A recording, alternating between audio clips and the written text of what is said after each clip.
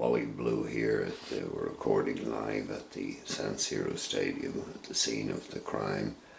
I'm in the kitchen here looking over all the objects. And this to me is something very, very serious. You can see the gloves are there. The gloves were used to lift the black pudding without the steam from the plate. You can see the foam next to the gloves. This is a sure indication that there will be prints. You can see the razor and the knives they were used to cut up the body.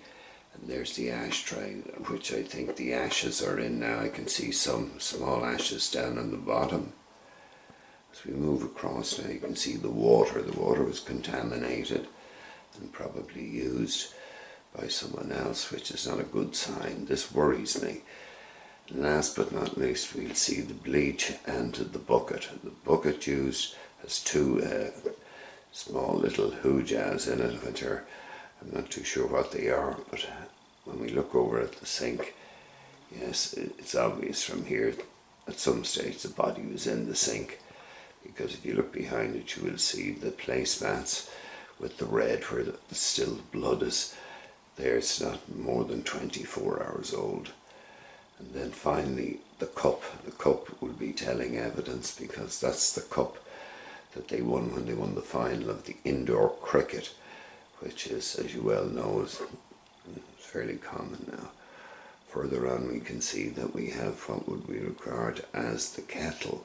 It's not the red kettle that was used in Siberia, but we do have the microwave, and then we have the coffee and the Hello America, and then further over on my right we have two saucepans. I think they beat the individual to death with those and then finished them off with the pans.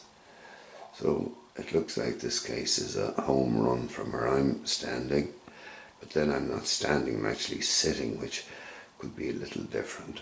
Okay, that's it from me live from the forensic department at 11 Bissett's Loft.